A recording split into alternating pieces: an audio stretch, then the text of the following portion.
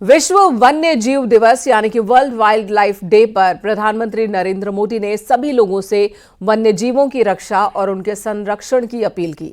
PM Modi ने social media platform x पर एक वीडियो शेयर किया और लिखा कि वन्य जीवों की हर प्रजाति पर्यावरण में महत्वपूर्ण भूमिका निभाती है। हम आने वाली पीढ़ियों के लिए उनके भविष्य की रक्षा करें, ये जरूरी है।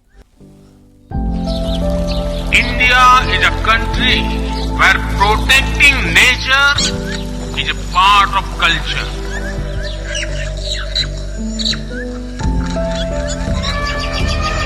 This is why it has many unique achievements in wildlife conservation.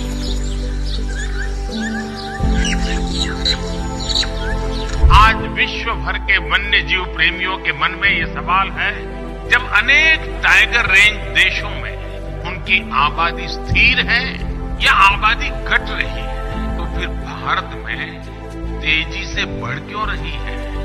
इसका उत्तर है भारत की परंपरा, भारत की संस्कृति और भारत के समाज में बायोडायवर्सिटी को लेकर, पर्यावरण को लेकर जो हमारा स्वाभाविक आग्रह है, और वही सफलता के अंदर छिपा हुआ है।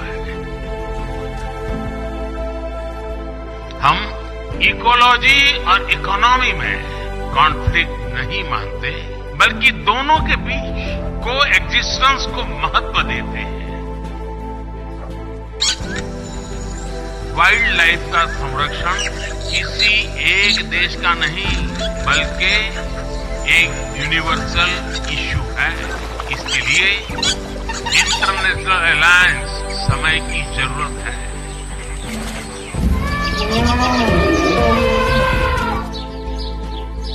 मानवता का बेहतर भविष्य तभी संभव है जब हमारा पर्यावरण सुरक्षित रहेगा। और अब एक और बड़ी खबर बीएसपी से जुड़ी ये खबर है, जिसमें ये बात सामने आई है कि बीएसपी ने कई बड़े फैसले लिए, जिनमें एक और फैसला ये है कि हर मंडल में 4 कोऑर्डिनेटर बनाए गए हैं। 2027 विधानसभा चुनाव को लेकर संगठन में बदलाव किए जा रहे हैं। 2 जिला और 2 विधानसभा प्रभारी भी बनाए गए हैं। अभियान चलाकर संगठन को मजबूत करने के निर्देश मायावती की ओर से दिए गए हैं। 15 मार्च को काशीराम जयंती पर लखनऊ और नोएडा में कार्यक्रम का आयोजन होगा। तो बीएसपी की ओर से एक और बड़ा फैसला लिया गया है। सबसे पहले नेशनल कोऑर्डिनेटर की जिम्मेदारी आनंद कुमार और साथी गौतम को दिया गया, और अब नेशनल कोऑर्डिनेटर के बाद अलग अलग जिलों के लिए कोऑर्डिनेटर का ऐलान हुआ है। हर मंडल की बात हो रही है कि एक मंडल में 4 कोऑर्डिनेटर होंगे। 2027 के विधानसभा चुनाव से पहले पार्टी में जान फूंकने की ये कोशिश नजर आ रही है। अलाउद्दीन हमारे सहयोगी इस वक्त हमारे साथ मौजूद है। अलाउद्दीन, 4 कोऑर्डिनेटर हर मंडल में, साथ ही कई और फैसले लिए गए। कल मायावती का बहुत ही तल्ख अंदाज दिखा था। उन्होंने अपने भतीजे आनंद पर गुस्सा, आनंद के ससुर पर गुस्सा फोड़ा था और कहा कि चलो उन्हें पार्टी से ही हटा देते हैं, परिवार वाली बात नहीं होगी पार्टी में। अब जो जिम्मेदारी तय की जा रही है वो किस आधार पर की जा रही है? पार्टी के इतिहास का कल का दिन बेहद अहम था। इतनी बड़ी कार्रवाई और इतने बड़े स्तर पर कार्रवाई और इतनी कठोरता के साथ कार्रवाई कल पहली बार इतनी बड़ी देखने को मिली। साथ ही बहुजन समाज पार्टी ने इस फैसले के साथ साथ पार्टी को मजबूत करने के लिए कुछ और अहम फैसले किए, जिसमें हर मंडल में 4 कोऑर्डिनेटर बनाए जाने की बात कही गई है। 2 जिला और 2 विधानसभा प्रभारी। इससे पहले विधानसभावार प्रभारी जो होता था वही प्रभारी विधानसभा का चुनाव लड़ता था, लेकिन इस बार मायावती ने इस फैसले को बदलते हुए हर विधानसभा में 2 प्रभारी बनाने का फैसला किया है। यानी कि इस बात से साफ तौर से अंदाजा लग रहा है कि दोनों प्रभारियों में से एक व्यक्ति चुनाव लड़ सकता है।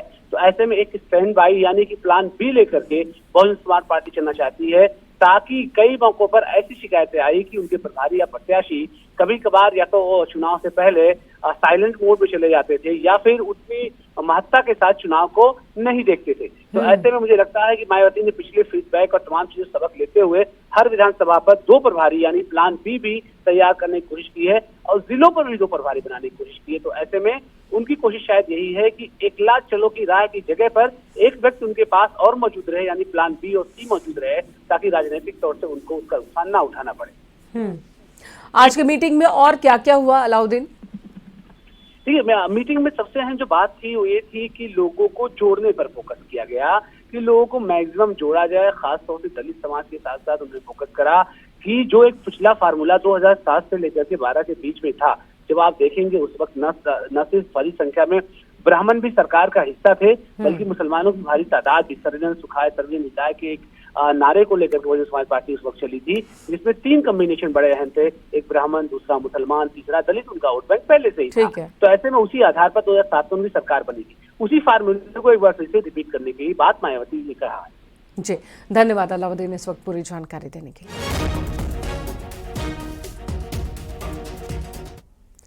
हिमाचल प्रदेश के लाहौल स्फीति में बर्फ खिसकने की खौफनाक तस्वीरें सामने आई। एवलांच की इस तस्वीर को देखिए।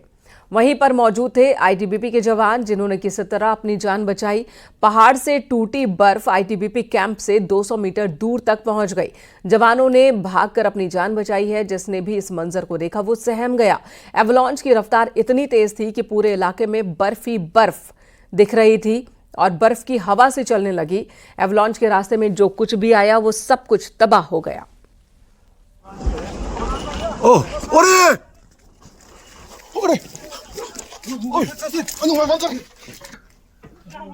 ग्लेशियर अरे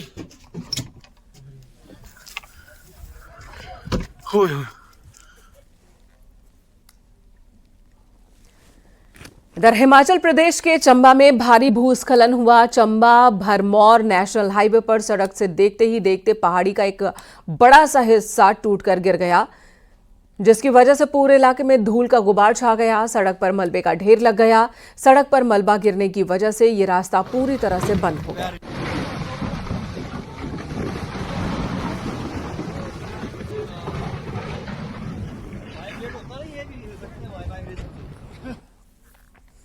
उधर उत्तराखंड के चमोली के माड़ा में ऑपरेशन मिशन जिंदगी पूरा हो चुका है। सबसे बड़ी तबाही में जिंदा रहने की लड़ाई थी और ऑपरेशन से ही लोगों को आस थी। 54 मजदूरों को बचाने के लिए रेस्क्यू ऑपरेशन चलाया गया, जिनमें से 45 मजदूरों ने जिंदगी की जंग जीत ली, लेकिन 8 मजदूरों की मौत हो गई।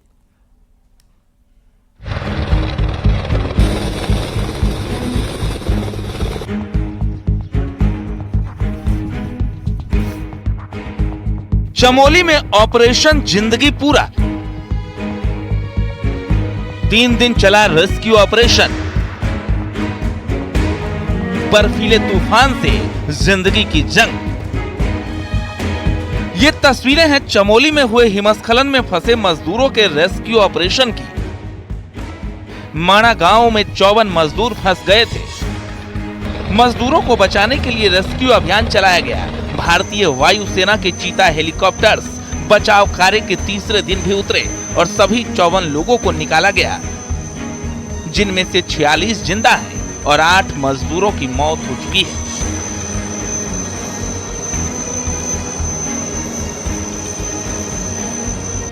माणा क्षेत्र में शुक्रवार को ग्लेशियर टूटने के बाद 54 लोग इस बर्फीले बवंडर में फंस गए थे, जिसमें से 46 लोगों को सकुशल बचा लिया गया, लेकिन 8 लोगों की दर्दनाक मौत हो गई। 46 लोगों का इलाज आर्मी अस्पताल में चल रहा है, जहां से 2 लोगों को ऋषिकेश एम्स में रेफर कर दिया गया है, जिनका की एम्स में इलाज चल रहा है। वहीं मृतकों के शवों को उनके परिजनों को सौंप दिया गया है। माणा में बद्रीनाथ नेशनल हाईवे का रास्ता बर्फबारी के चलते बंद था, जिसमें 7 किलोमीटर तक के रास्ते को खोल दिया गया। रास्ते खुलने से मजदूरों के रेस्क्यू में भी आसानी हुई। उधर सीएम पुष्कर सिंह धामी भी लगातार रेस्क्यू ऑपरेशन पर नजर बनाए थे। उन्होंने देहरादून के आपदा कंट्रोल रूम पहुंचकर अधिकारियों के साथ बैठक की। माणा एवलांच में रेस्क्यू पूरा होने पर सीएम धामी ने मृतक मजदूरों के परिजनों के प्रति संवेदना जाहिर की और सफल रेस्क्यू की सराहना की। में सभी लोगों ने बहुत प्रयास करके, सेना के लोग हैं, बीआरओ के लोग हैं, आईटीबीपी है, एनडीआरएफ के लोग हैं, एसडीआरएफ के लोग हैं, जिला प्रशासन है, स्वास्थ्य विभाग, खाद्य विभाग, सभी विभागों के लोग, बीआरओ, सब मिलकर उन्होंने बहुत अच्छा किया। 46 लोग जो हमारे वहाँ पर जीवित अवस्था में थे, उन सभी को बद्रीनाथ से जोशीमठ शिफ्ट किया। जोशीमठ से 1-2 लोगों को जो हायर सेंटर भेजने की आवश्यकता थी, इनको हायर सेंटर भेजा है। और चूँकि बड़ा एक चुनौतीपूर्ण ये काम था, लेकिन सभी के सहयोग से, सभी के परिश्रम से ये काम आगे बढ़ा है। रेस्क्यू में सेना के 4 हेलीकॉप्टर्स के अलावा आईटीबीपी, बीआरओ, एसडीआरएफ और एनडीआरएफ के 200 से ज्यादा जवान लगे थे। साथ ही रेस्क्यू ऑपरेशन में मदद के लिए विक्टिम लोकेटिंग और थर्मल इमेज कैमरों की भी मदद ली गई, जिसकी मदद से सर्चिंग में काफी आसानी रही। पूरे घटनाक्रम में जहां एनडीआरएफ, एसडीआरएफ, इंडियन आर्मी की महत्वपूर्ण भूमिका रही, तो वहीं जिला प्रशासन और उत्तराखंड सरकार भी इंडियन आर्मी से लेकर एनडीआरएफ, एसडीआरएफ, आईटीबीपी अन्य एजेंसियों को अपना पूरा सहयोग देती हुई नजर आई। इसी की तत्परता रही कि 46 जिंदगियों को इस बर्फीले बवंडर से बचाया गया। पीएम मोदी से लेकर गृह मंत्री अमित शाह और रक्षा मंत्री राजनाथ सिंह माणा में चले रेस्क्यू ऑपरेशन और वहां के हालातों पर नजर बनाए हुए थे। सीएम धामी से लगातार इसकी जानकारी भी ले रहे थे। माणा से नितिन सेमवाल, न्यूज़ 18।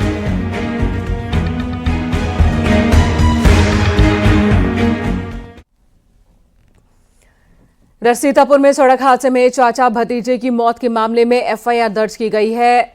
मिल अधिकारी, केंद्र प्रभारी, ट्रक मालिक और ड्राइवर पर मुकदमा दर्ज हुआ है।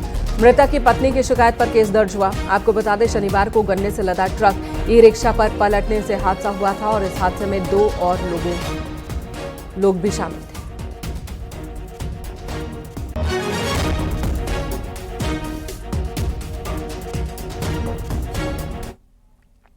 बाराबंकी में पुलिस का हत्या के आरोपियों से एनकाउंटर हुआ। पुलिस ने 3 बदमाशों को गिरफ्तार किया। पुलिस की फायरिंग में एक बदमाश राकेश कुमार पैर में गोली लगने की वजह से जख्मी हुआ। पुलिस की गिरफ्त में आए तीनों आरोपी राकेश कुमार, पूर्णमासी और राहुल सगे भाई हैं। बदमाशों के पास से अवैध तमंचा, हत्या में इस्तेमाल बांका और कार बरामद की गई है। पकड़े गए ये बदमाश 27 फरवरी को श्रीकांत दीक्षित की हत्या के मामले में फरार चल रहे थे। एनकाउंटर हैदरगढ़ थाना क्षेत्र में कनवा नहर के पास जासेपुर रोड पर हुआ है। पुलिस के मुताबिक श्रीकांत दीक्षित से 3 भाइयों ने 1.5 लाख रुपए उधार लिए थे। 27 फरवरी को श्रीकांत ने पैसे मांगे और राकेश की दुकान पर वो पहुंचा था पैसों के लिए ही। इसी बीच आरोपियों ने उसकी हत्या कर दी। तहरीर के आधार पर अभियोग को हत्या की संबंधित धाराओं में परिवर्तित करते हुए जब छानबीन करते हुए अभियुक्तों की गिरफ्तारी का प्रयास किया गया, इसी दौरान हुई मुठभेड़ में एक अभियुक्त राकेश पुलिस मुठभेड़ में पुलिस के द्वारा आत्मरक्षा की गई कार्रवाई में फायरिंग में घायल हुआ, जिसको हॉस्पिटल भेजा गया। शेष 2 अभियुक्त पूर्णमासी और राहुल को गिरफ्तार कर लिया गया है। इनसे आला कत्ल बरामद हुआ।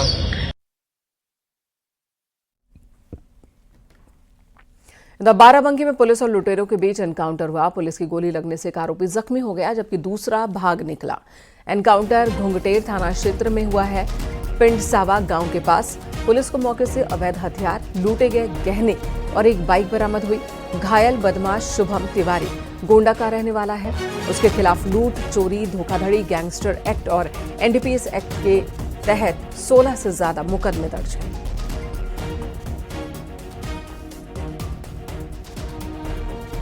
पूछताछ में जानकारी मिली कि यह अपराधी बहुत ही शातिर अपराधी है, जिस पर लगभग 18 अभियोग लूट और एनडीपीएस आदि के पंजीकृत हैं, जो जनपद गोंडा, जनपद बाराबंकी और जनपद लखनऊ में पंजीकृत हैं। इस अपराधी के द्वारा घुंघटेर में 21 तारीख को एक कौशल ज्वेलर्स के मालिक के साथ हुई लूट की घटना को अपने साथियों के साथ अंजाम दिया था।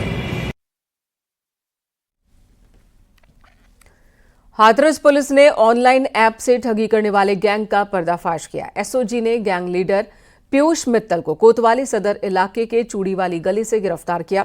आरोपी के पास से पुलिस ने तकरीबन 12 करोड़ रुपए की जमीन के बैनामे, 2 लैपटॉप, तकरीबन 3.25 लाख रुपए, 4 मोबाइल फोन और 3 फर्जी आधार कार्ड बरामद किए। महाकाल और रानी तिवारी नाम के आरोपी 2 ऑनलाइन बैटिंग ऐप चला रहे थे। इसका नेटवर्क तकरीबन 6 राज्यों में फैला है। छोटी रकम जितवाकर आरोपी बड़ी रकम हड़प लेता था। पैसा न होने पर उनकी प्रॉपर्टी की रजिस्ट्री करवा लेता था। पुलिस ने एक महिला की शिकायत पर आरोपी के खिलाफ कार्रवाई की।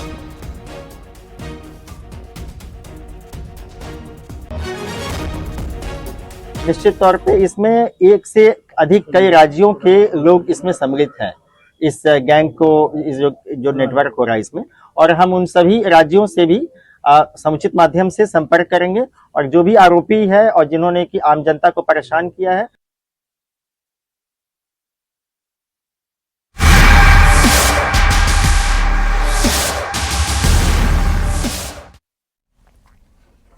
अपने फैसलों से अक्सर ही सुर्खियों में रहने वाले दारुल उलूम की ओर से एक और फैसला लिया गया। इस बार फैसला ये है कि स्मार्टफोन पर पाबंदी लगा दी गई है। नए दाखिलों की प्रक्रिया शुरू होने से पहले नई गाइडलाइंस आई है। दारुल उलूम देवबंद प्रशासन का कहना है कि स्मार्टफोन के ज्यादा इस्तेमाल से बच्चों का वक्त बर्बाद होता है, उनका ध्यान शिक्षा से भटक जाता है। इस वजह से ये फैसला लिया गया है ताकि इस्लामी तालीम को बेहतर बनाया जा सके और एक अनुशासित माहौल दिया जा सके। नए सेशन में दाखिला ले रहे बच्चों के लिए इस नियम का पालन जरूरी होगा।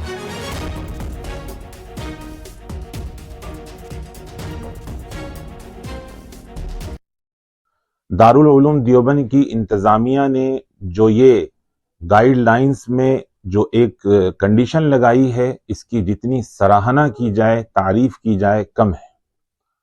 दारुल उलूम देवबंद की इंतजामिया ने जो ये पाबंदी आयद की है, इसलिए की है कि बच्चे मोबाइल में अपना वक्त ज़ाये ना करें और ज़्यादा से ज़्यादा किताबों से पढ़े।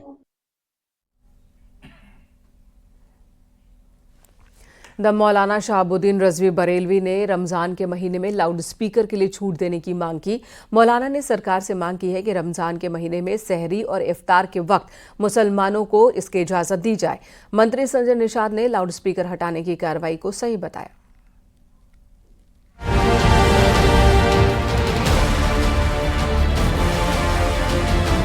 यूपी में धार्मिक स्थलों पर लाउड स्पीकर्स को लेकर योगी सरकार सख्त है, जिसके चलते मस्जिदों से लाउड स्पीकर हटवाए गए हैं। अगर कहीं भी लाउड स्पीकर का इस्तेमाल हुआ तो कार्रवाई करने के भी आदेश हैं। बरेली में ऑल इंडिया मुस्लिम जमात के राष्ट्रीय अध्यक्ष मौलाना शहाबुद्दीन रज़वी बरेलवी ने यूपी सरकार से रमजान में मस्जिदों में से लाउड स्पीकर न उतारने की अपील की है। बरेलवी का कहना है कि रमजान शरीफ के महीने में इफ्तार और सहरी के वक्त में ऐलान की जरूरत होती है।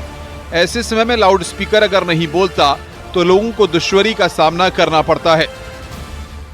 ये जरूरी है कि हुकूमत इसमें रमजान शरीफ के महीने में रियायत दे और सहूलत दे मुसलमानों को, ताकि अच्छे से रमजान शरीफ हो सकें।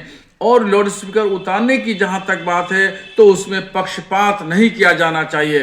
हर एक के साथ कोई भी हो, मस्जिद हो, मंदिर हो, गुरुद्वारा हो, चर्च हो, अगर परमिशन नहीं है तो सबके साथ एक ही व्यवहार होना चाहिए। संभल में भी रमजान में सहरी और इफ्तार के वक्त अनाउंसमेंट के लिए लाउड स्पीकर बजाए जाने की अपील की गई। नगर पालिका अध्यक्ष के पति चौधरी मुशीर खान ने शासन प्रशासन से अपील की है कि अनाउंसमेंट के लिए आधा मिनट लाउड स्पीकर बजाने दें। शहरी में वक्त बता देंगे, ये वक्त हो चुका है, जिससे जनता को या लोगों को परेशानी, रोजगार या रोजा रखने वाले उनको कोई दिक्कत। प्रशासन की तरफ से क्या आपको कहा गया इस बारे में? उन्होंने कहा हम बताएंगे, विचार करना है, विचार करने। जो तय गाइडलाइंस हैं, जो तय सीमा है ध्वनि की जी, उसका आप लोग कैसे ध्यान रखेंगे? जो डेसिबल्स तय किए गए हैं, कहा डीएम सर ने और एसपी सर ने ये बात रखी, तो हमने कहा कि सर हम एक जो महदूद एरिया है जहाँ पर हम उसकी वॉइस आवाज़ को कम कर और कोई उसमें हर वक्त नहीं बोलेंगे, सिर्फ हम इतना बताएंगे कि ये वक्त हो चुका शहरी का, ये वक्त हो चुका इफ्तार का। वहीं पीलीभीत में बगैर इजाजत लाउड स्पीकर बजाने पर पुलिस ने एक्शन लिया है।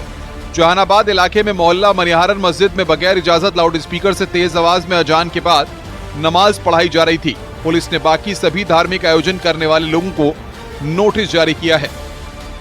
तो कड़कड़ में हल्ला कड़कड़ में उन्हें माइक लगा के सुनाने की क्या जरूरत है? जब हम सब लोग मानते हैं कड़कड़ में है तो कड़कड़ में है तो काहे कड़क आवाज चले, शांति चले देश में। बच्चा पढ़ने लिखने का समय है ना, ये लाउड स्पीकर बजा के क्या डिस्टर्ब? हम कहते हैं न्यायालय ने आर्डर कर रखा है, ये ध्वनि प्रदूषण है, क्या चाहते हैं? भगवान को शांति देने के लिए कहा, बीमारी देने के लिए तो नहीं कहा। रमजान के दौरान संभल, बरेली, मुरादाबाद समेत अन्य जगहों पर रमजान की अजान बिना लाउड स्पीकर के हुई।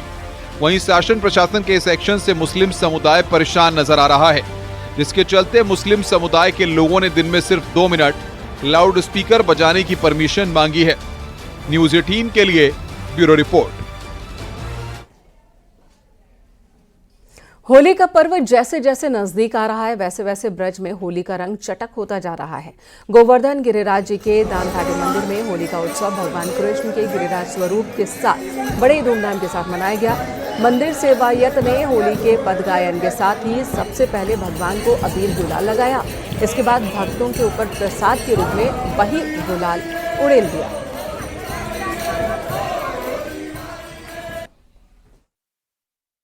अबीर गुलाल की होली बसंत पंचमी से शुरू होती है और रंग भरनी एकादशी तक चलती है और रंग भरनी एकादशी के बाद जो है ब्रज में रंगों की शुरुआत हो जाती है और सभी एक रंग में रंगे हुए नजर आते हैं और वो है भगवान कृष्ण और राधा के प्रेम का। इसीलिए कहा जाता है जग हो रही ब्रज हो रहा ऐसा देश में घोड़ा। नितिन गौतम, न्यूज 18, मथुरा।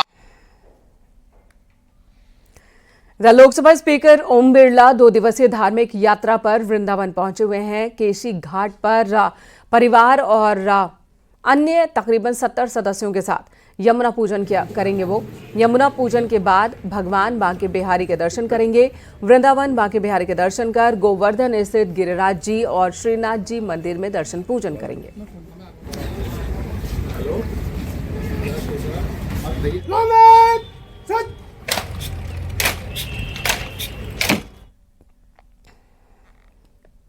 संत कबीर नगर पुलिस को सफलता मिली है। पुलिस ने 7 शातिरों को गिरफ्तार किया। इनके कब्जे से 24 मोबाइल फोन समेत 3 बाइक बरामद की है। एक शातिर गोरखपुर जबकि 6 संत कबीर नगर के ही रहने वाले हैं। पुलिस ने बताया कि शातिर मोबाइल और गाड़ियों की छनौती करते थे। औद्योगिक चौकी क्षेत्र में शमशान घाट के पास से 7 अभियुक्तों को गिरफ्तार किया गया, जिनके पास से 3 मोटरसाइकिल एवं चोरी एवं छिनैती के 24 मोबाइल फोन एवं 9200 रुपए बरामद हुए हैं। मामले में सुसंगत धाराओं में कोतवाली खलीलाबाद पर अभियोग पंजीकृत किया गया है। सभी अभियुक्तों को गिरफ्तार कर माननीय न्यायालय के समक्ष प्रस्तुत किया गया है, जहां से उन्हें न्यायिक अभिरक्षा में भेज दिया गया है। अन्य विधिक कार्रवाइयां इसमें प्रचलित हैं।